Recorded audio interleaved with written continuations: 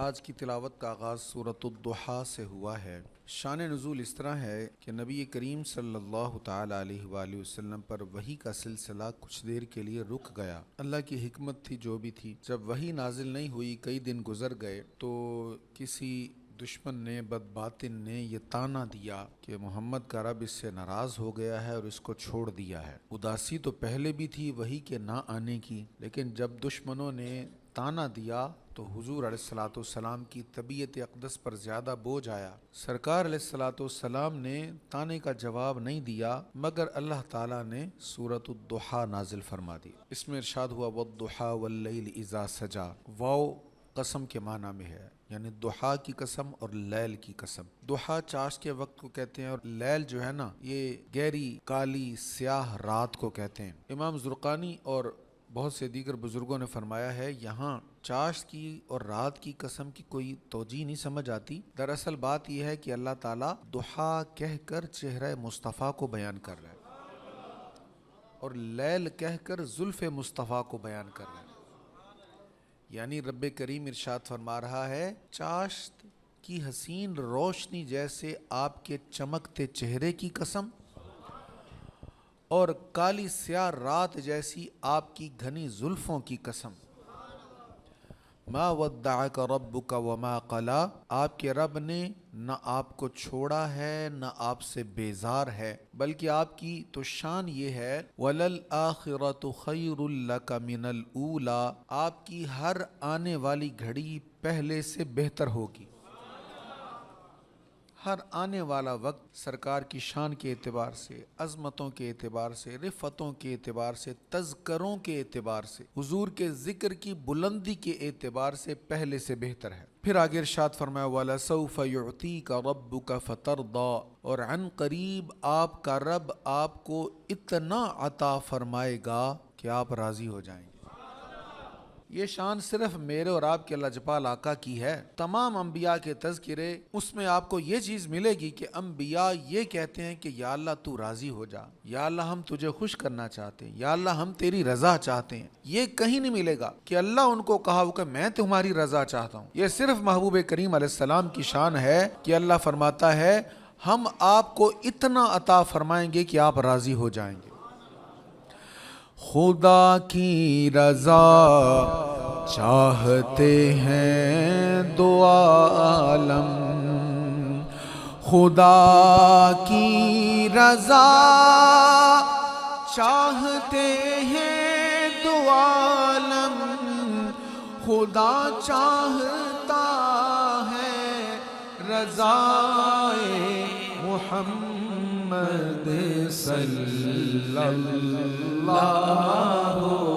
علیہ وسلم، صلی اللہ علیہ وسلم۔ سب پڑھ لیں صلی اللہ علیہ وسلم، صلی اللہ علیہ وسلم، صلی اللہ علیہ وسلم۔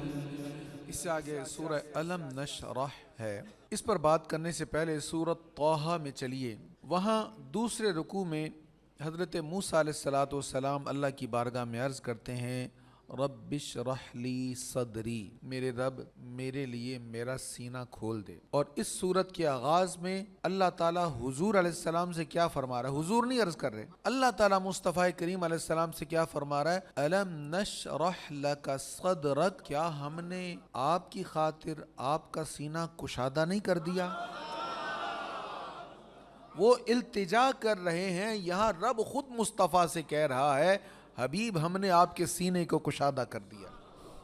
اس سے آگے پھر چوتھی آیت میں اللہ تعالیٰ ارشاد فرماتا وَرَفَعْنَا لَكَ ذِكْرَكَ، اس کا ترجمہ اکثر مترجمین نے کیا ہم نے آپ کے ذکر کو بلند کر دیا۔ یہ بہت سے مترجمین نے یہ معنی کیا ہے، لیکن سیدی اعلیٰ حضرت نے بتایا کہ یہ ترجمہ مکمل نہیں ہے۔ اگر آیت ہوتی وَرَفَعْنَا ذِكْرَكَ تو یہ معنی ٹھیک تھا کہ ہم نے آپ کے ذکر کو بلند کر دیا، تو ورفعنا ذکرک تو نہیں ہے، ورفعنا لک ذکرک ہے، اور لاکا کا مطلب ہے آپ کی خاطر.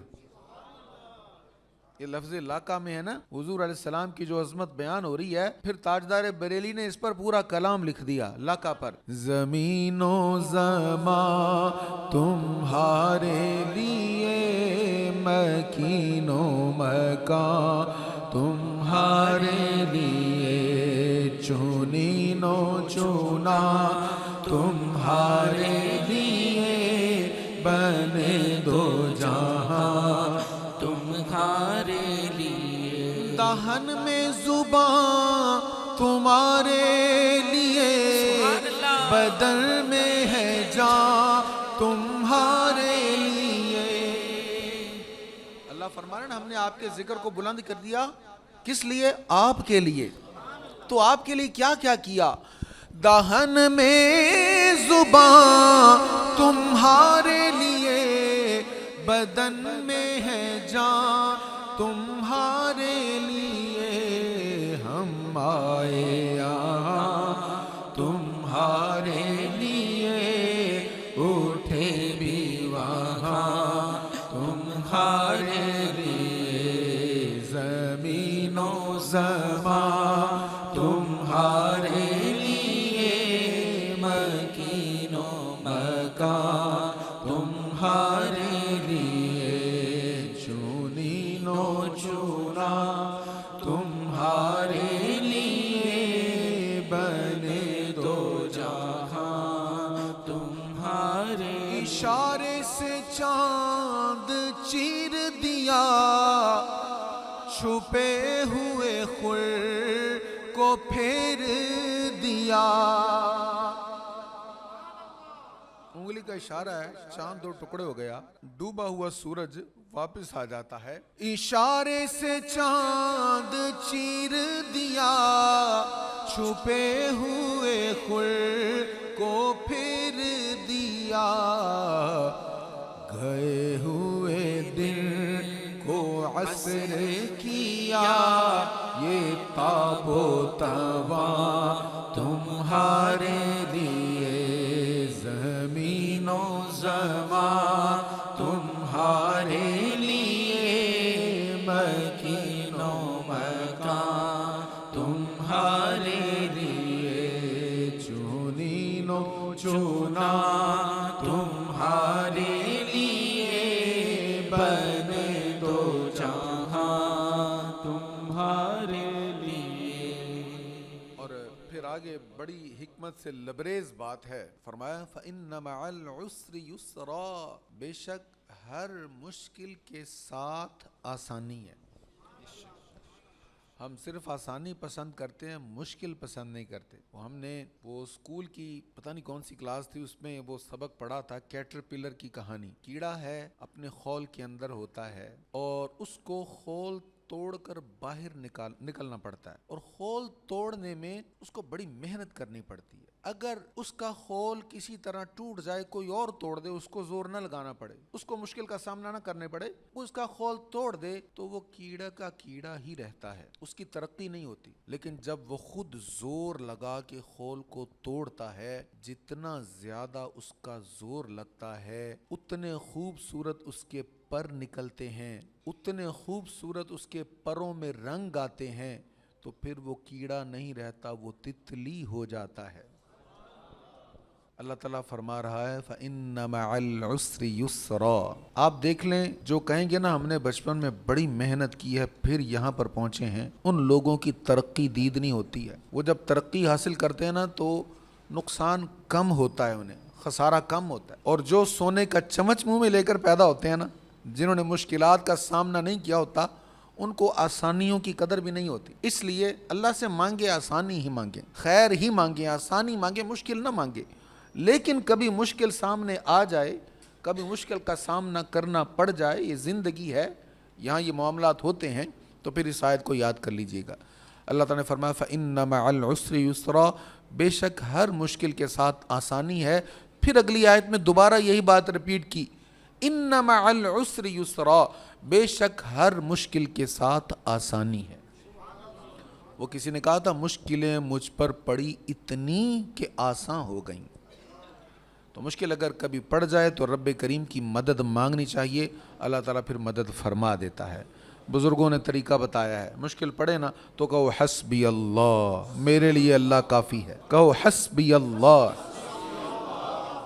حسبی کافی ہے میرے لیے، اللہ اللہ میرے لیے اللہ کافی، اور پھر اللہ کافی ہو جاتا ہے. اس سے آگے سورۃ التین ہے. تین انجیر کو کہتے ہیں، اور پھر زیتون آپ جانتے ہی ہیں. انجیر کی، زیتون کی قسم ارشاد فرمائی، پھر طور سینین کی قسم ارشاد فرمائی، پھر شہر مکہ معظمہ کی قسم ارشاد فرمائی، پھر فرمایا ہم نے انسان کو بہترین ساخت پر پیدا کیا. بہترین صورت پر انسان کو اللہ کریم نے پیدا کیا ہے. تو جب اللہ نے بہترین بنایا ہے تو پھر تقاضا یہ ہے کہ ہم اس کی بندگی بجا لیں، اس کا شکر ادا کریں. اس سے آگے سورہ علق ہے، اور اس کی ابتدائی 5 آیات وہ ہیں جو سب سے پہلے نبی کریم علیہ السلام کے قلب اطہر پر نازل ہوئیں. حضور علیہ السلام غار حرا میں ہیں، محو عبادت ہیں، عبادت میں مصروف ہیں. فرشتہ آتا ہے اور آ کر کہتا ہے اقرا. سرکار علیہ السلام فرماتے ہیں ما انا بقارئ، میں پڑھنے والا نہیں ہوں. اس نے آپ کو پکڑا، زور سے دبایا، پسینہ مبارک آ گیا. اس نے پھر کہا اقرا. آپ نے فرمایا ما انا بقارئ، صرف اقرا کہا نا، اور آگے تو کچھ کہا نہیں، پڑھنا کیا. پھر پکڑا، زور سے دبایا، پھر کہا اقرا بسم ربک الذی خلق خلق الانسان من علق اقرا وربک الاکرم الذی علم بالقلم علم الانسان ما لم يعلم. اب جب یہ آیتیں پڑھی نا تو بات کلیئر ہوگی نا کیا پڑھنا ہے. تو سرکار کریم علیہ السلام پڑھنے لگ گئے. اب یہاں پہلا لفظ کیا ہے؟ اقرا، پڑھ. سب سے پہلی جو وحی قلب مصطفیٰ پہ اتری، سب سے پہلا جو پیغام قرآن کریم کا کریم آقا تک پہنچا ہے، اس میں پڑھنے کا حکم ہے. اور ہم کہتے ہیں پڑھ کے کرنا کیا ہے یار، یہ پڑھنے پڑھانے میں کیا رکھا ہوا ہے. علم کی ہم توہین کرتے ہیں، علماء کی ہم توہین کرتے ہیں، درس گاہوں کو ہم ڈی ویلیو کرتے ہیں، ان کی بے قدری ہم کرتے ہیں. تو اللہ تعالیٰ برکت دے، خیر دے، رزق دے، آسانی والا دے. پر علم جو ہے نا، علم یہ لازم ہے، مرد پر بھی لازم ہے، عورت پر بھی لازم ہے.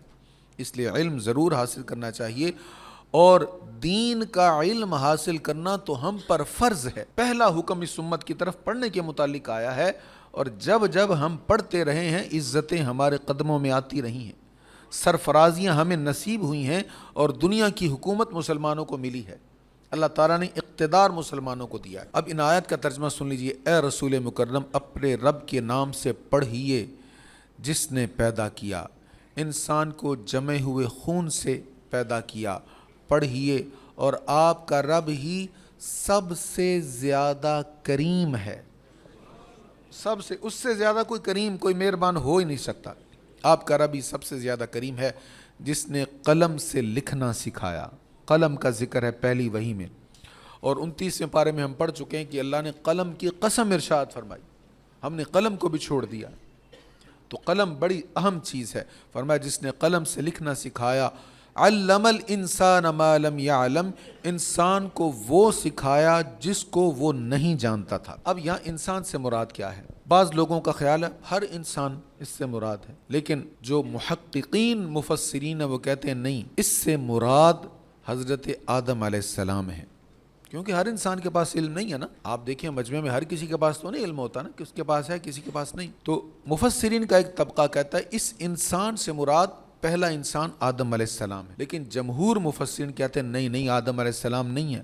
اس انسان سے مراد سیدنا محمد صلی اللہ علیہ وسلم ہے، کیونکہ حضور علیہ السلام کے بارے میں ہی اللہ کریم نے قرآن کریم میں فرمایا وَعَلَّمَكَ مَا لَمْ تَكُنْ تَعْلَمْ، آپ جو نہ جانتے تھے ہم نے وہ سب علم آپ کو عطا فرمایا.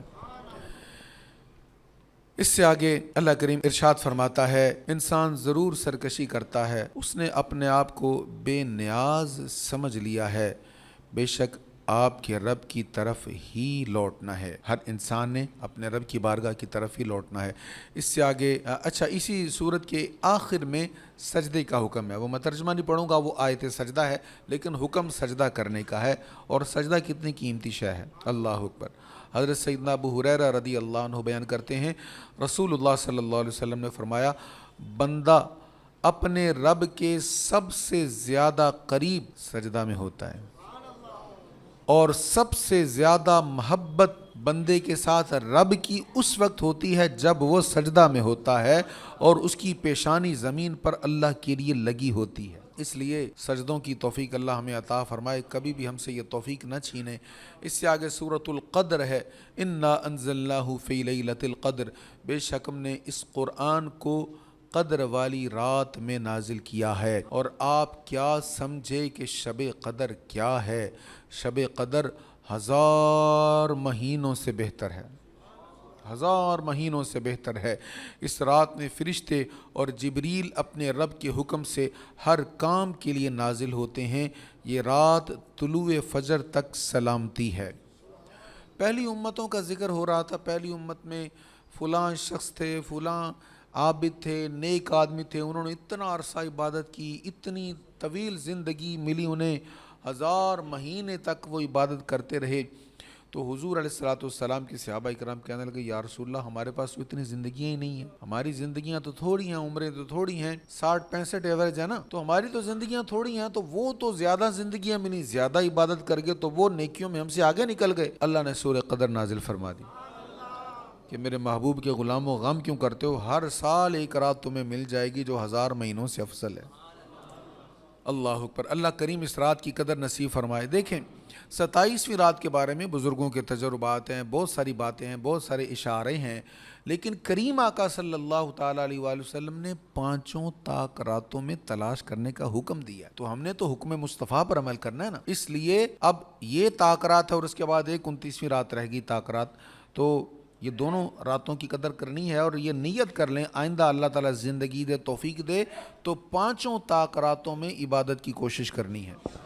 بلکہ کریم آقا صلی اللہ علیہ وسلم کا معمول شریف تھا، آپ آخری عشرے کی ساری راتوں میں خود بھی جاگتے، گھر والوں کو بھی جگاتے، بلکہ چھوٹے بچوں کو بھی کہتے اٹھو نفل پڑھو، ساری راتوں میں پورا آخری عشرہ سرکار کریم علیہ الصلوۃ والسلام کا یہ معمول شریف تھا۔ اس سے آگے سورۃ البینہ ہے، اس میں بڑی اہم بات ہے، وَمَا أُمِرُوا إِلَّا لِيَعْبُدُوا اللَّهَ مُخْلِصِينَ لَهُ الدِّينَ حُنَفَاءَ وَيُقِيمُوا الصَّلَاةَ، اور ان کو صرف یہی حکم دیا گیا تھا کہ وہ اخلاص کے ساتھ عبادت کرتے ہوئے خالص دین کو اس کے لیے کر دیں۔ تو عبادت جب کرنی ہے نا اللہ کی توفیق سے، تو پھر یہ ذہن میں رکھیں خالص اللہ کے لیے کرنی ہے عبادت، اللہ کی رضا کے لیے جب انسان نیکی کرتا ہے تو پھر اللہ کریم اس کا اجر ضائع نہیں ہونے دیتا۔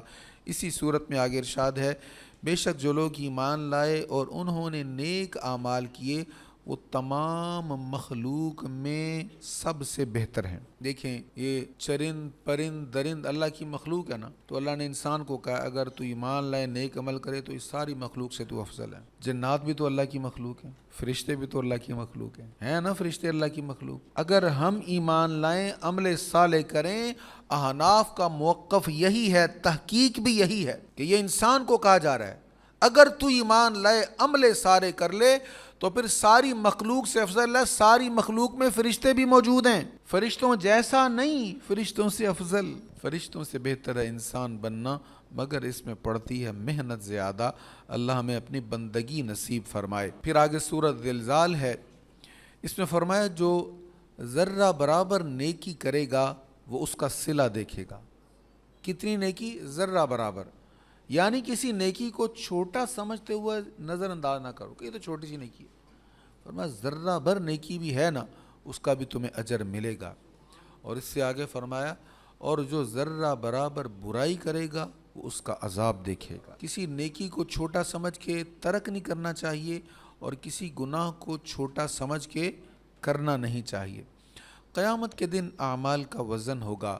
اس سے آگے سورۃ القاریہ میں ارشاد ہے فَأَمَّا مَنْ ثَقُلَتْ مَوَازِينُهُ فَهُوَ فِي عِيشَةٍ رَاضِيَةٍ، پس جس کی نیکی کے پلڑے بھاری ہوں گے تو وہ پسندیدہ زندگی میں ہوگا۔ تو آج جب جب موقع ملے نیکی کا پلڑا بھاری کر لیں، موقع جب بھی ملے تو موقع کو غنیمت جانیں اور کسی بھی نیکی کو نظر انداز نہ کریں، اس لیے کہ آج موقع ہے نیکیوں کا پلڑا بھاری کرنے کا۔ آج بھاری کریں گے انشاءاللہ کل قیامت کو اس کی جزا اللہ کریم عطا فرمائے گا۔ کچھ چیزیں ایسی ہوتی ہیں انسان کو اس کے اہم ترین کاموں سے غافل کر دیتی ہیں، ذمہ داریوں سے غافل کر دیتی ہیں، ان چیزوں میں ایک ہے مال کی محبت۔ مال کی محبت ایسی ہے اس کی وجہ سے انسان اللہ کی یاد سے، اس کے ذکر سے غافل ہو جاتا ہے، اس لیے فرمایا الہاکم التکاثر، یہ اس سے آگے والی صورت ہے، تم کو زیادہ مال جمع کرنے کی حرص نے غافل کر دیا حتیٰ کہ تم مر کر قبروں میں پہنچ گئے۔ تو مال سے محبت منع نہیں ہے، لیکن مال کی محبت میں اس قدر بڑھ جانا کہ انسان حرام کمائے، یا حلال مال کی محبت میں اتنا مشغول ہو جانا کہ اللہ کی جو فرض عبادت ہے اس سے انسان غافل ہو جائے، تو اس میں انسان کا نقصان ہوتا ہے۔ اس سے آگے سورۃ العصر ہے، عصر کہتے ہیں زمانے کو، فرمایا زمانہ کی قسم، اللہ تعالیٰ فرما رہا ہے زمانہ کی قسم، وقت کی قسم، ان الانسان لفی خسر، بے شک انسان ضرور خسارے میں ہے۔ خسارہ ہمارے ہاں کسی کو کاروبار میں تھوڑا بہت بھی گھاٹا پڑ جائے نا تو لوگ کہتے ہیں یار یہ خسارے میں جا رہا ہے کام۔ اصل میں خسارہ اس کو کہا جاتا ہے جس کا کیپیٹل ختم ہو جائے، جس کی راس ختم ہو جائے، وہ کہتے ہیں خسارہ۔ میں مزید کھول کر بات کہوں، 1,00,000 روپے سے کام شروع کیا نا تو خیال تھا 1,00,000 سے 1,25,000 بن جائے گا اتنی دیر میں، تو 1,25,000 نہیں بنا، 1,10,000 بنے تو آپ کہیں گے یار نقصان میں جا رہے ہیں، فائدہ تھوڑا ہوا، جتنا سوچا تھا اتنا فائدہ نہیں ہوا۔ لیکن اگر 1,00,000 سے کم ہو تو پھر یہ اور نقصان ہے، 1,00,000 پورا ہی خدا نخواستہ کسی کا ڈوب گیا، یہ ہے خسارہ۔ اللہ تعالیٰ فرماتا ہے انسان تو خسارے میں ہے۔ خسارے سے کون بچ رہا ہے؟ فرمایا ہر انسان خسارے میں ہے۔ کون بچا خسارے سے؟ الا الذین آمنوا وعملوا الصالحات، سوا ان کے جو لوگ ایمان لائے، پہلی بات۔ دوسری بات عملوا الصالحات، نیک کام کیے۔ تیسری بات وتواصوا بالحق، ایک دوسرے کو دین حق کی وصیت کی، وتواصوا بالصبر، اور ایک دوسرے کو صبر کی وصیت کی، صبر کی تلقین کی۔ یہ چیزیں جس کو نصیب ہو جائیں، ایمان، عمل صالح، دوسروں کو نیکی کی تلقین اور صبر کی تلقین، یہ چیزیں جس کو نصیب ہو جائیں وہ خسارے سے بچ جاتا ہے۔ اور جو ان چیزوں سے محروم ہے وہ جو مرضی کمائی کر لے، اللہ تعالیٰ فرماتا ہے تو نے تو اپنی راس ہی ختم کر لی، تیرا کوئی فائدہ نہیں جینے کا، تجھے سب سے قیمتی شے زندگی دی، اور زندگی میں سب سے قیمتی چیز تیرا وقت تھا، تیرا سارا وقت برباد ہو گیا، تو خالی گیا تھا اور خالی ہی ہمارے دربار میں آ گیا۔ اللہ تعالیٰ ہمیں خیر والی، نیکیوں والی، عمل صالح والی، صبر والی اور نیکی کی تلقین والی زندگی عطا فرمائے۔ اس سے آگے سورۃ ہمزہ ہے، اس کی پہلی آیت میں بڑا اہم حکم ہے، ہر تانا زن عیب جو کے لیے ہلاکت ہے۔ تانے مارنا، دوسروں میں عیب نکالنا، یہ اپنی تباہی کا کام ہے۔ ہم سمجھتے ہیں جس کے بارے میں برائی لوگوں کو بتا رہا ہوں، میں لوگوں کو بدظن کر رہا ہوں، جس کے خلاف میں بات کر رہا ہوں، اس کا نقصان ہو رہا ہے، اس کا نہیں نقصان ہوتا، ہمارا نقصان ہوتا ہے۔ بلکہ اگر آپ سمجھداری کے ساتھ غور کریں ان لوگوں کے بارے میں جو دوسروں کی برائیاں ہر کسی کے سامنے بیان کرتے ہیں، آپ غور کریں تو آپ اس بات کو جانیں گے کہ جو بندہ ہر کسی کی برائی بیان کرتا ہے لوگ اس کے بارے میں اچھا خیال نہیں رکھتے۔ لوگ کہتے ہیں یہ جو ہر کسی پر انگلی اٹھاتا ہے، ایک انگلی اس کی طرف ہے تو 3 انگلیاں اس کی طرف بھی ہیں، یہ جو دوسروں میں عیب نکالتا ہے یقیناً اس میں بھی کوئی عیب ہوگا جو عیب جوئی کرتا ہے۔ اس لیے دوسروں کے عیبوں کو بیان کرنا یہ اچھی بات نہیں ہے، اللہ تعالیٰ فرما رہا ہے اس کے لیے ہلاکت ہے۔ حضرت اسماء بنت یزید رضی اللہ عنہ بیان کرتی ہیں، نبی کریم علیہ السلام نے فرمایا کیا میں تم کو ان لوگوں کی خبر نہ دوں جو تم میں سب سے اچھے ہیں؟ یہاں بات ہو رہی ہے، اتنا ہلاکت ہے اس کے لیے جو دوسروں کے عیب بیان کرتا ہے۔ فرمایا میں تم کو ان کا نہ بتاؤں جو تم میں سب سے اچھے ہیں؟ مسلمانوں نے کہا جی یا رسول اللہ بتائیں۔ آپ نے فرمایا سب سے اچھے لوگ وہ ہیں جب ان کو دیکھا جائے تو اللہ تعالیٰ کی یاد آ جائے، وہ سب سے اچھے ہیں، ان کو دیکھے تو پھر اللہ کی یاد آئے۔ پھر فرمایا میں تم کو ان کی خبر نہ دوں جو تم میں سب سے برے ہیں؟ جی یا رسول اللہ بتائیں۔ فرمایا یہ وہ لوگ ہیں جو چغلی کھاتے ہیں اور دوستوں کے درمیان پھوٹ اور فساد ڈالتے ہیں، اور جو لوگ عیب سے بری ہیں ان میں عیب نکالتے ہیں، یہ سب سے برے ہیں۔ اللہ کریم ہمیں ان برائیوں سے بچائے۔ اس سے آگے سورۃ الفیل ہے، الم تر کیف فعل ربک باصحاب الفیل، کیا آپ نے نہیں دیکھا کہ آپ کے رب نے ہاتھی والوں کے ساتھ کیا معاملہ کیا؟ یہ واقعہ مشہور ہے، جب ابرہہ کا لشکر آیا کعبہ شریف کو گرانے کے لیے تو اللہ تعالیٰ نے چھوٹے چھوٹے پرندے ابابیل بھیجے، ان کے دونوں پنجوں میں ایک ایک کنکر تھا، ایک پنجے میں ایک، دوسرے پنجے میں دوسرا کنکر، اور ایک کنکر ان کے چونچ میں تھا۔ وہ کنکر وہاں سے پھینکتے تھے اور ان کنکروں سے بڑے بڑے ہاتھی نیچے گر گئے، مر گئے گر کر، سارا لشکر تباہ و برباد ہو گیا۔ تو اللہ تعالیٰ اتنا مدبر ہے، اتنا طاقت والا ہے، وہ چاہے تو ابابیلوں سے ہاتھی مروا دیتا ہے۔ اس لیے اللہ تعالیٰ کی طاقت پر اعتماد کرنا چاہیے۔ اس کا مطلب یہ نہیں ہے کہ ہم بیٹھے رہیں ابابیلیں بھیج دے گا وہ، نہیں بھائی، وہ اس دور میں تھا جب کوئی تھا نہیں۔ تھوڑا سا اس مسئلے کو سمجھیے گا، جب کعبے کی حفاظت کے لیے کوئی نہیں تھا تب اس نے ابابیل بھیج دیے، اور جب کعبے کی حفاظت والے آ گئے تو پھر اس نے یہ نہیں کہا کہ ابابیل بھیجوں گا، پھر اس نے کہا وَأَعِدُّوا لَهُم مَّا اسْتَطَعْتُم مِّن قُوَّةٍ، جو تم میں استطاعت ہے اپنی طاقت اور ہتھیار تیار رکھو۔ آج پاکستان اتنے برے حالات میں بھی عزت کے ساتھ کیوں کھڑا ہے؟ اس لیے کہ پیٹ کاٹ کر ہتھیار بنائے ہیں۔ دعائیں دیں ان کو جنہوں نے محنتیں کی، جنہوں نے کوششیں کی، اور اتنی محنت کے بعد اس ملک کو ایٹمی طاقت بنایا۔ اللہ تعالیٰ ان کو جزائے خیر عطا فرمائے۔ جو دنیا سے چلے گئے، خصوصاً ڈاکٹر عبدالقدیر صاحب رحمۃ اللہ تعالیٰ علیہ، ان کی قبر پر کروڑ رحمتیں نازل فرمائے۔ اور جنہوں نے اس میں حصہ لیا، وہ جو بھی تھے، وہ سیاست دان تھے، وہ کسی بھی شعبے کے تھے، کسی بھی حلقے کے تھے، اللہ کریم ان سب کو بہترین جزا عطا فرمائے۔ اس سے آگے سورہ قریش ہے، اس میں قریش کا ذکر ہے۔ قریش ایک بہت بڑا خاندان ہے، جس خاندان میں نبی کریم علیہ الصلوۃ والتسلیم تشریف لائے۔ اللہ تعالیٰ اس صورت میں ان کو یہ فرما رہا ہے کہ یاد کرو، ہم نے تمہیں گرمی کے موسم کی بھی تجارت عطا فرمائی، سردی کے موسم کی بھی تجارت عطا فرمائی۔ یہ اللہ کی نعمت ہے، اس پر اللہ تعالیٰ کا شکر ادا کرو۔ تو کچھ لوگ ہوتے ہیں نا، ان کا کام سال میں ایک بار ہوتا ہے، کچھ لوگ ہوتے ہیں ان کا سیزن کے ساتھ ہوتا ہے۔ تو یہ جو قریش تھے نا، ان کا ایک دور ایسا تھا کہ ان کا کاروبار صرف یہی تھا کہ حج کے موقع پر کوئی قافلے آ جاتے تو کوئی تھوڑی بہت ٹریڈ ہو جاتی، اور اس کے بعد پھر پورا سال یہ ایسے بھوکے پڑے رہتے۔ تو حضور علیہ الصلوۃ والسلام کے پردادا حضرت ہاشم، جزاک اللہ، میرے ذہن سے نام، حضرت ہاشم رضی اللہ تعالیٰ عنہ نے کہا، نوجوان تھے، 30 سال کی عمر میں تقریباً وصال ہو گیا ان کا، زیادہ عمر نہیں تھی، لیکن اتنا نام کمایا، سیرت طیبہ آپ پڑھیں کہ پورا خاندان بنو ہاشم مشہور ہو گیا، اور حضور فخر سے خود کو ہاشمی کہتے ہیں۔ انہوں نے لوگوں کو سوچ دی، یار یہ تم کیا ادھر بیٹھے رہتے ہو ہاتھ پر ہاتھ دھر کے، گرمیوں کے موسم میں سرد علاقوں میں جایا کرو تجارتی قافلے لے کر، اور سردیوں کے موسم میں گرم علاقوں میں جایا کرو۔ اب یہ جانے لگ گئے تو پھر پورا سال ان کی تجارت کا سلسلہ چل پڑا۔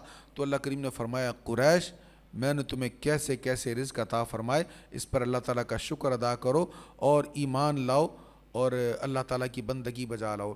پھر اس سے آگے سورۃ الماعون ہے، اس میں اللہ تعالیٰ فرما رہا ہے، ان نمازیوں کے لیے ہلاکت ہے جو اپنی نمازوں میں غفلت کرتے ہیں۔ نمازیوں کے لیے ہلاکت ہے جو نمازوں میں غفلت کرتے ہیں۔ تو نماز میں غفلت کیا؟ نماز پڑھنی نہیں ہے، کبھی نماز پڑھ لی کبھی نہ پڑھی، تو نمازیوں میں کی لسٹ میں نام تو ہے لیکن مرضی سے پڑھنی ہے۔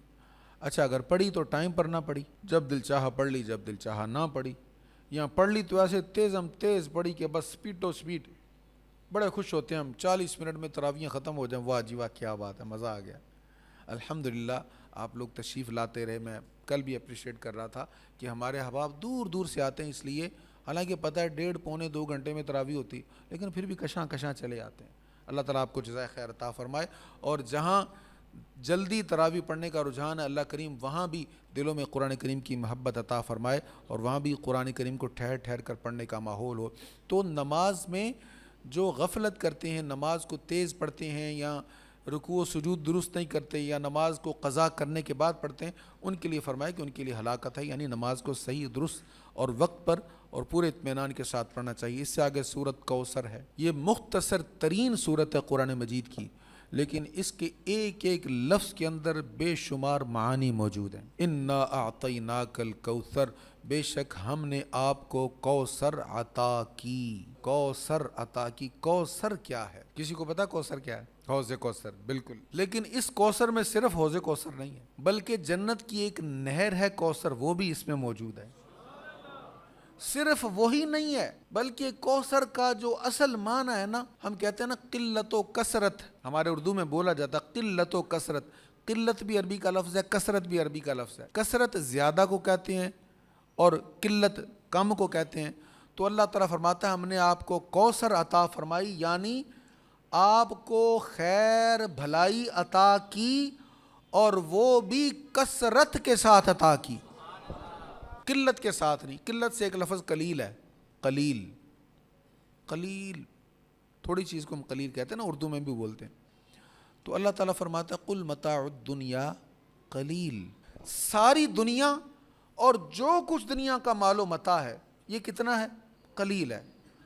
لیکن جب مصطفیٰ کو دینے کی باری آئی تو فرمایا جو ہم نے مصطفیٰ کو دیا وہ قلیل نہیں ہے، وہ کوثر ہے، کثیر ہے وہ۔ اب جس کو اللہ تعالیٰ کثیر کہے اس کی وسعتیں کیا ہوں گی؟ اس لیے اس کی تفسیر میں مفسرین کرام نے فرمایا اس کا شان نزول بھی بڑا اہم ہے۔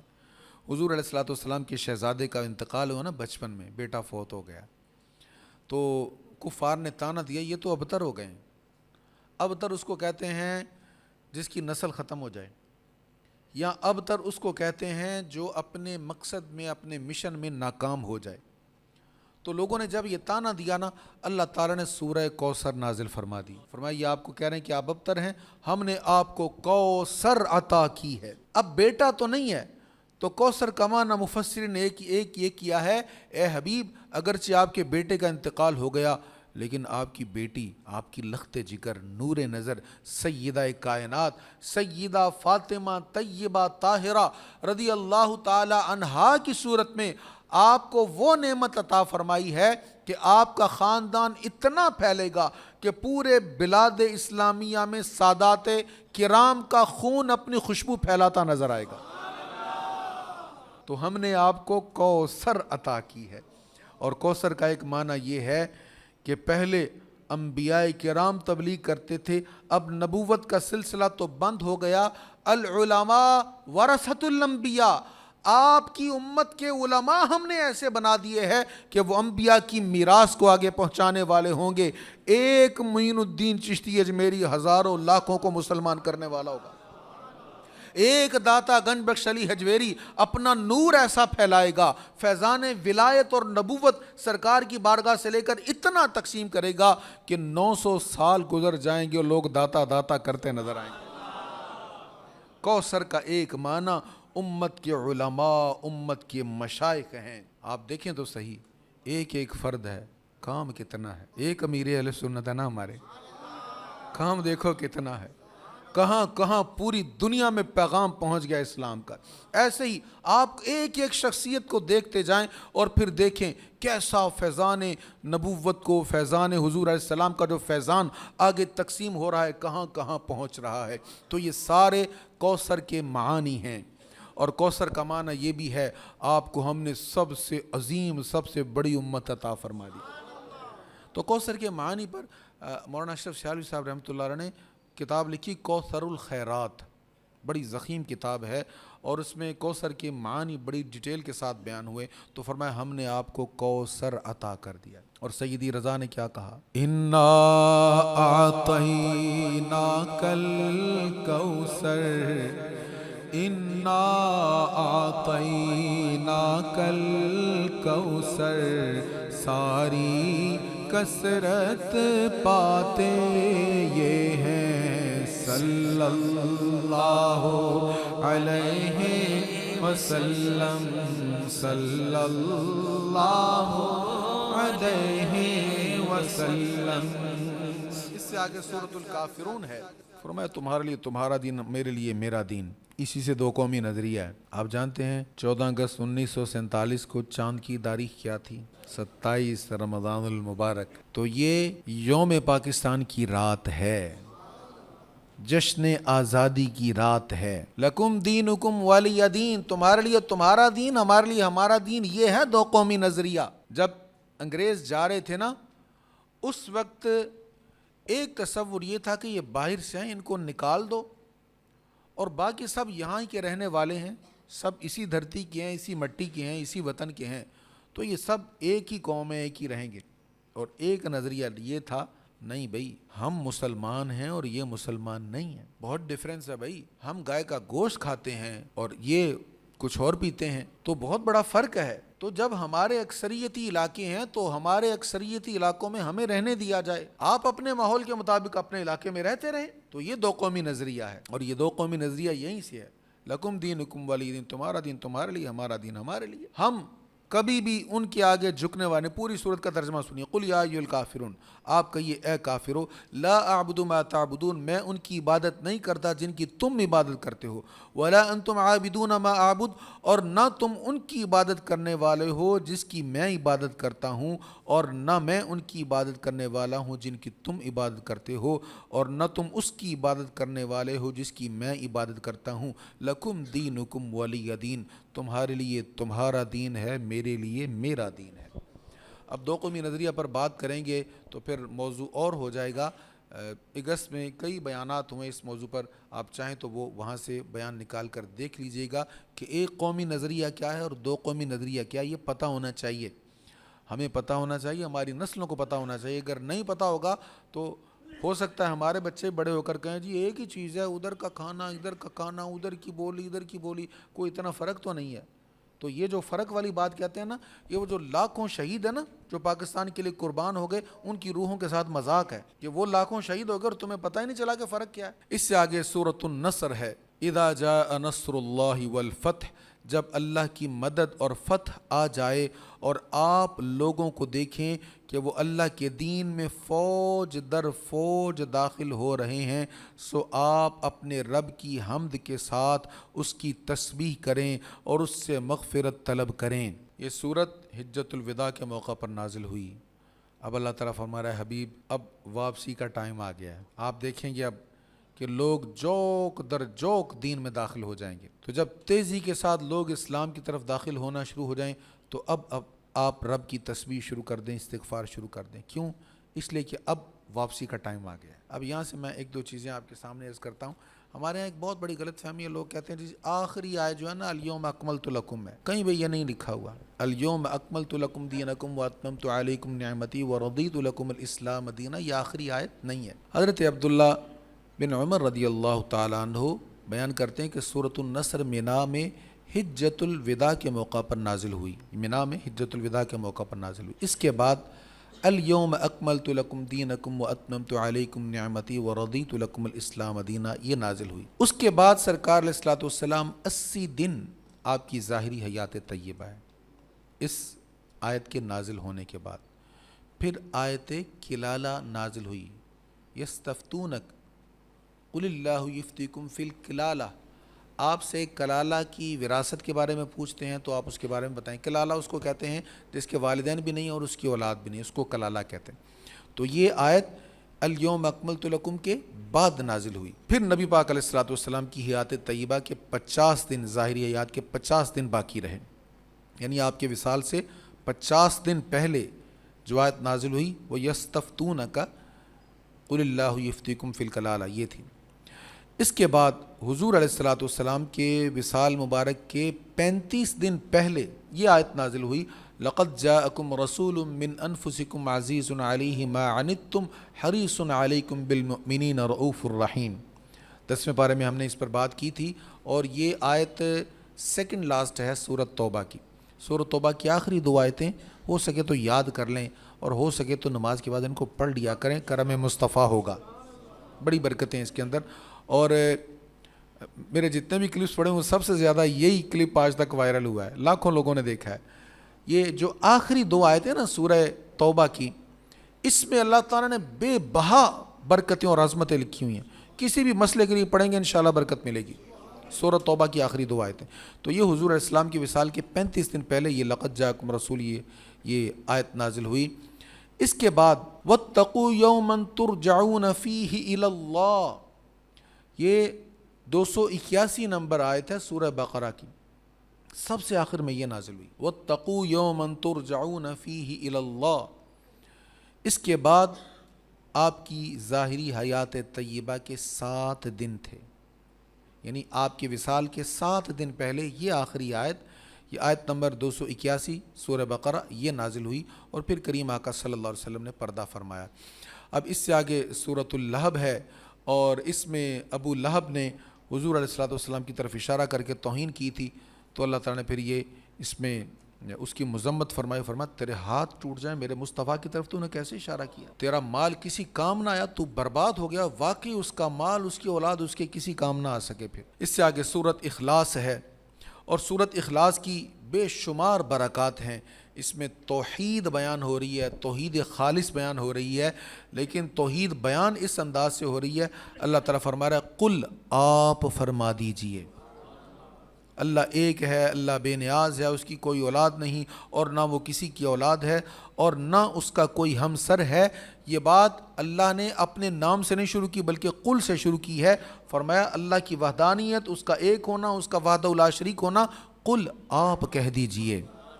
آپ کے کہے ہوئے پر جب یہ اعتماد کریں گے، اس کے مطابق جب مجھے وحدہ لا شریک مانیں گے، پھر میں ان کی توحید کو قبول کروں گا۔ یعنی رسالت کے بغیر توحید قابل قبول نہیں ہے۔ اس سے آگے آخری دو صورتیں سورہ فلق اور سورۃ الناس ہے، اس کے بارے میں حدیث مبارکہ سماعت کیجئے، پھر ہم انشاءاللہ دعا کرتے ہیں۔ حضرت عقبہ بن عامر رضی اللہ تعالیٰ عنہ بیان کرتے ہیں، نبی کریم صلی اللہ تعالیٰ علیہ وآلہ وسلم نے فرمایا، کیا تم نے نہیں دیکھا کہ آج رات مجھ پر ایسی آیتیں نازل ہوئی ہیں جن کی مثل نہیں دیکھی گئی؟ وہ آیتیں قل اعوذ برب الفلق اور قل اعوذ برب الناس، یہ آخر تک پھر حضور علیہ الصلوۃ والسلام نے تلاوت فرمائیں۔ اور حضرت ابو سعید خدری رضی اللہ تعالیٰ عنہ فرماتے ہیں کہ حضور پرنور صلی اللہ علیہ وسلم جنات سے اور انسانوں کی نظر سے پناہ مانگا کرتے تھے۔ نظر بد جو ہے نا، نظر بد، اس سے پناہ کے لیے حضور علیہ الصلوۃ والسلام وظائف یا دعائیں وغیرہ پڑھا کرتے تھے۔ اور یہ ترمذی شریف کی حدیث ہے، حضرت ابو سعید اس کے راوی ہیں، کہتے ہیں جب سورۃ فلق سورۃ الناس نازل ہوئی تو پھر سرکار نے وہ جو دعائیں پہلے پڑھتے تھے وہ چھوڑ دیں اور سورۃ فلق اور سورۃ الناس پڑھنا شروع کر دی۔ تو سورہ فلق سورۃ الناس جو ہے نا، یہ اگر پڑھنے کا معمول ہو جائے تو پھر نظر بد وغیرہ سے بھی حفاظت ہوتی ہے، جادو وغیرہ سے بھی حفاظت ہوتی ہے، ہر طرح سے حفاظت ہوتی ہے۔ حضرت عابس جوہنی رضی اللہ عنہ بیان کرتے ہیں، کریم آقا صلی اللہ علیہ وسلم نے فرمایا، میں تمہیں وہ کلمات نہ بتاؤں جو شریر جنات اور نظر بد سے اللہ کی پناہ طلب کرنے میں سب سے افضل ہیں۔ شریر جنات اور نظر بد سے اللہ کی پناہ طلب کرنے میں سب سے بہتر ہیں، سب سے افضل ہیں۔ انہوں نے عرض کی یا رسول اللہ صلی اللہ علیہ وسلم کیوں نہیں، آپ ضرور بتائیے۔ تو آپ نے فرمایا وہ کلمات یہ دونوں صورتیں ہیں۔ تو نظر لگ جاتی ہے، بچوں کو بھی لگ جاتی ہے، بڑوں کو بھی لگ جاتی ہے، تو پھر اس کا بہترین علاج یہ ہے کہ صبح و شام یہ دونوں صورتیں پڑھ لیا کریں۔ انشاءاللہ اللہ تعالیٰ نظر بد سے بھی حفاظت فرمائے گا، جادو سے بھی، ہر قسم کے نقصانات سے اللہ تعالیٰ حفاظت فرمائے گا۔ اسی کے ساتھ ہمارا یہ خلاصہ تفسیر القرآن کا بھی اختتام ہوتا ہے۔ الحمدللہ مجھے یاد نہیں ہے، کم از کم 20 سال تو ہو گئے ہیں یہ سلسلہ جاری ہے۔ پہلے چند منٹ ہوا کرتا تھا، پھر چند منٹ بڑھا دیے اور بڑھتے بڑھتے اب تو 40 منٹ سے بھی بیچ میں کئی بار زیادہ ہوا ہے۔ اب آپ بیٹھے رہے اور تھکے ہوئے بھی بیٹھے رہے۔ میں نے دیکھا کئی ساتھی ایسے بھی ہوتے تھے، ان کو نیند کے جھونکے آ رہے ہوتے تھے لیکن اٹھ کر جاتے نہیں کہ سوئیں، بیٹھے رہتے تھے کہ درس قرآن سن کر ہی جائیں گے۔ جو آئے بیٹھے، اللہ کریم سب کا آنا قبول فرمائے۔ اور نماز تراویح میں جو قرآن، جزاک اللہ، نماز تراویح میں جو قرآن مجید فرقان حمید پڑھا وہ سنا، آج اس کا بھی اختتام ہوا، اللہ کریم وہ بھی قبول فرمائے۔ پڑھنے والوں کو، سننے والوں کو، آنے والوں کو، یہ جب آتے ہیں نا لوگ تو یہ حوصلہ افزائی ہوتی ہے، پڑھنے والے کی حوصلہ افزائی ہوتی ہے، پڑھنے والوں کی، انتظام کرنے والوں کی، یار اتنے آئے ہوئے ہیں، اتنے قرآن سننے کے لیے آئے ہوئے ہیں، تو آپ نے حوصلہ افزائی کی، ہمت بندھائی اور ہمیں محسوس کروایا کہ ٹھیک ہے جی، آپ 1.25 گھنٹے بھی لگائیں گے تو ہم کھڑے ہیں، ہم جائیں گے نہیں۔ اللہ کریم اس کی آپ کو جزا عطا فرمائے اور قرآن مجید کی برکات سے نوازے۔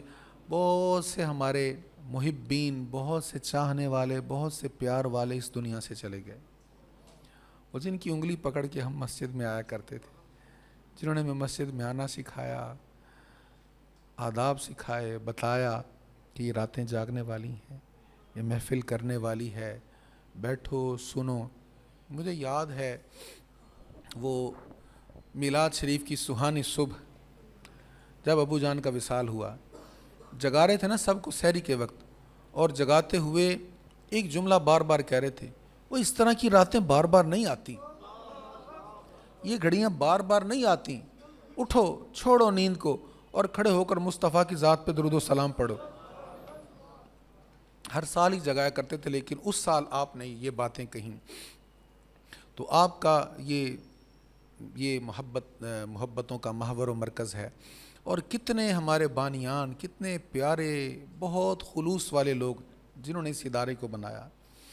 کچھ کے مجھے نام یاد ہیں. ماسٹر خوشی صاحب، اللہ تعالیٰ غری کی رحمت فرمائے، بڑی ان کی قربانی ہے. حافظ عمر دراز صاحب، صوفی عبد المجید صاحب، اور ہمارے حاجی صدیق صاحب، حاجی سردار صاحب، یہ دونوں بھائی تھے اور بڑی خوبصورت سفید داڑیاں تھیں اور بڑا ہی پیارا نورانی لباس ہوتا. حاجی صدیق صاحب وہ سر پہ جناح کیپ رکھتے تھے اور حاجی سردار صاحب تو پگڑی باندھ کے رکھتے تھے. میاں صاحب کا بڑا فیض تھا، میاں صاحب شرک شریف والوں کا. اور پھر میاں سردار صاحب کے بیٹے حاجی یوسف صاحب ہماری مسجد کے نمازی رونق ہوا کرتے تھے. حسیب بیٹے کے والد گرامی وہ دنیا سے گئے. ہمارے شیخ یعقوب صاحب ہمارے بالکل پڑوسی ہیں، وہ بھی ادارے کے بانیان میں سے ہیں. بڑی محبتیں ان کی ادارے کے ساتھ ہوتی تھی. پھر ان کے بیٹے جنید طارق صاحب، پھر ان کے چھوٹے بیٹے ایوب اعظم صاحب، بڑے ہی پکے نمازی تھے. یہاں پہ بالکل اس جگہ مصلی کے پیچھے آگے بیٹھا کرتے تھے اور حضور والد گرامی درس قرآن دیا کرتے تو وہ درس قرآن سنتے، اتنا غور سے سنتے، پھر سمجھتے، پھر اہم مقامات پر وہ پوائنٹ لکھتے، سوالات کرتے. بڑی محبتیں تھیں ان کی. وہ بھی دنیا سے گئے، اللہ تعالیٰ ان کو غری کی رحمت فرمائے. ان کے چھوٹے بھائی ہمارے نمازی ہیں رؤف قیصر صاحب، آج کل علیل ہیں، کافی دنوں سے بیمار ہیں، ان کے لیے دعا کریں.